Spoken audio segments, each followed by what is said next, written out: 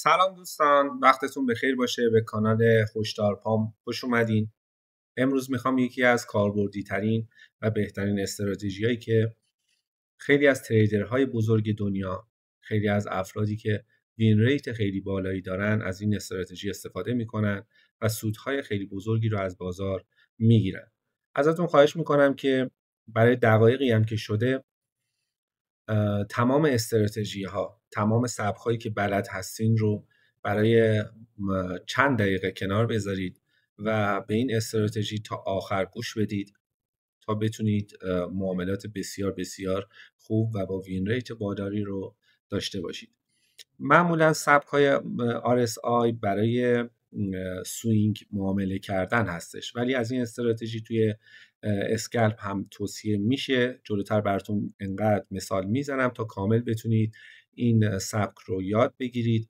این استراتژی با نام تجاری وایت سوان طراحی شده، به نام قوی سفید، و بسیار ساده هستش. من این استراتژی رو کد نویسی کردم و در انتهای ویدیو بهتون راهنمایی میکنم که چجوری میتونید از این استراتژی استفاده بکنید. اما در ابتدا برای افرادی که خیلی مبتدی هستن من به صورت ساده توضیح میدم. شما در ابتدا باید در این قسمت وارد بخش اندیکاتورها بشید و اندیکاتور RSI رو سرچ بکنید. وقتی که اندیکاتور RSI سرچ میکنید باید این اندیکاتور رو به چارتتون اضافه بکنید، همین اندیکاتوری که من پایین دارم، و در مرحله بعدی من این کد رو در چنل تلگرام قرار میدم و شما میتونید با برداشتن این کد که به صورت فایل تکست هستش در این قسمت پایین ادیتور وارد میشید و این کد رو که اینجا من نوشتم پیست میکنید و از این قسمت سیو و اد تو چارت رو میزنید.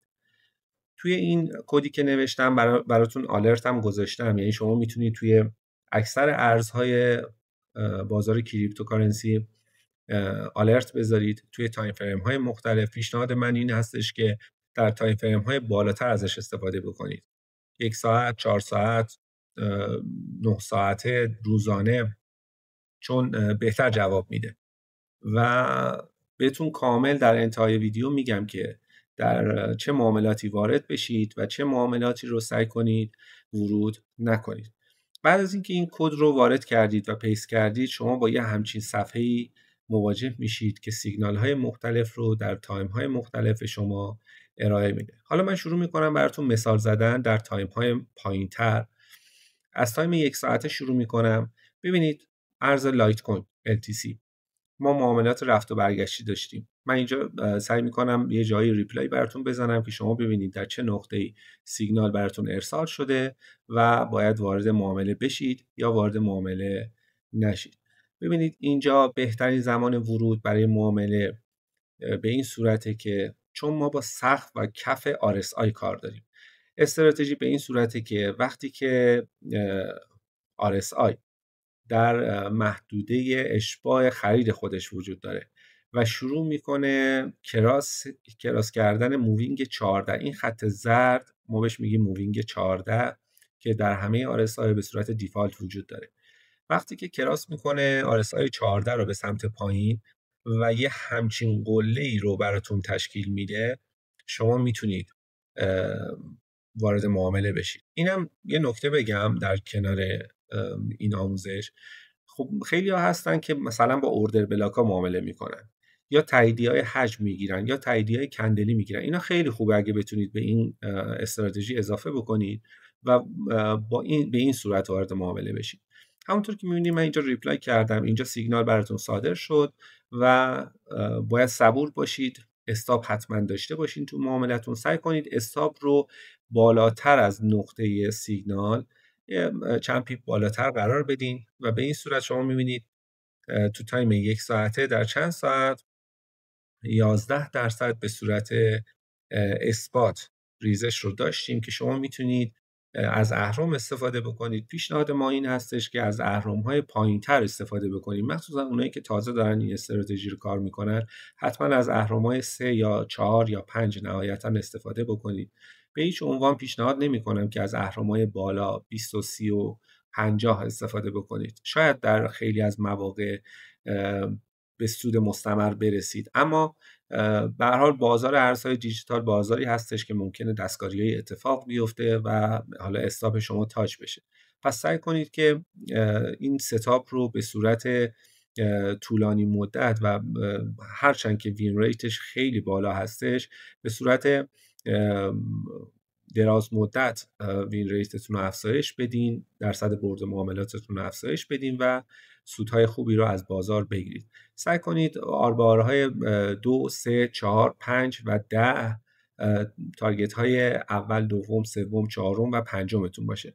ضمن اینکه حالا ما توی این کانال تلگراممون یه سری از موقعیت‌های لایو بازار رو که مناسب هستن و همراه و همسو با جهت مارکت هستن رو براتون گهگداری به صورت آموزشی قرار میدیم و امیدوارم که استفاده بکنید از این استراتژی.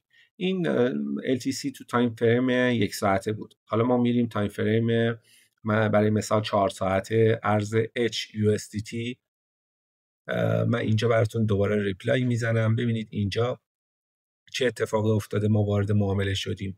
همونطور که میبینید اینجا یه دو قله اتفاق افتاده، یه همچین شکلی رو شروع کنید به تمرین کردن و بعد از اینکه یه مدت تمرین بکنید کامل براتون جا میفته که وارد چه معاملاتی بشید. اینجا هم ما سیگنال داشتیم، ریزشی رو داشته. ببینید همونطور که میبینید بعد از این سیگنال تقریبا 11% ریزش داشته، اما چون تو تایم بالاتر ما داریم در نظر قرار میدیم، ما سعی میکنیم که خدمتتون عرض کنم که تارگت ها رو بزرگتر در نظر بگیریم. اینجا بعضی که دو قله تشکیل شده شروع کرده به ادامه ریزش. همونطور که میبینید توی تایم خیلی کم تقریبا 26% بدون اهرم ما ریزش داشتیم. یکی از سیگنال های اخیری که تازگی ها فکر میکنم دیروز این اتفاق افتاد و معامله خیلی خوب و پرسودی بود، ارز 1000 ساتس بود. حالا تو خیلی از صرافی‌ها با نام ساتس نمایش داده میشه. ببینید ارز ساتس. من اینم دوباره ریپلای براتون میزنم، شما علت ورود رو به معامله در جریان باشید. ببینید اینجا سیگنال صادر شد و شما میتونید بعد از گرفتن تاییدیه ها وارد معامله بشید. اینجا هم همونطور که میبینید دو قله از پایین تشکیل شده و بعد از اینکه وارد معامله میشید با صبر و حوصله، با ریسک فری کردن، اینجا تقریبا 68% بدون اهرم به شما سود داد. یعنی شما اگر یه اهرم 2 هم وارد میکردین تقریبا یه چیزی بالاتر از 120% به شما سود میداد. پیشنهاد ما این هستش که در هر معامله 3 تا 5% ولتتون رو درگیر بکنید و وارد معامله بشید. ما در تایم روزانه هم حتی خدمتتون عرض کنم که سیگنال داشتیم در تایم 4 ساعته، در تایم 4 ساعته و تایم 1 ساعته که براتون مثال زدم. اما یک جایی هستش که شما وارد معامله نباید بشید. من حالا به صورت مثال براتون اینجا توضیح میدم. در این محدوده ببینید در محدوده اشباع فروش هستیم، همین ارز لایت کوین. شما میبینید که در محدوده اشباع فروش هستیم و خدمتتون عرض کنم که اون کراس مد نظرمون به صورت کامل انجام نشده و ما هنوز قله‌ای که تو مثالهای قبلی براتون عرض کردم ثبت نکردیم که بخوایم وارد معامله بشیم. حالا مثالهای بیشتر من اینقدر توی کانال براتون مثال میذارم که بتونید کامل درک بکنید این استراتژی رو و دوباره بهتون میگم حتما شما در تایم فریم های بالاتر توی ارزهای دیجیتال استفاده بکنید. توی فارکس هم، توی بازار فارکس هم این استراتژی جواب میده، در واقع توی هر بازاری جواب میده. منتها خب توی بازار فارکس کسایی که اسکلپ کار میکنن، طلا کار میکنن، یورو یو اس دی کار میکنن، میتونن تو تایم فریم های 5 دقیقه و 10 دقیقه و 1 ربع ازش استفاده بکنن و حتما قبلش تست بکنن. اما در آخر ازتون خواهش میکنم که کانال ما رو سابسکرایب بکنید و اون زنگوله رو هم بزنید که حمایت بکنید که ما بتونیم پست‌های بعدی رو براتون پست بکنیم. امیدوارم موفق و پیروز باشید. حمایت یادتون نره.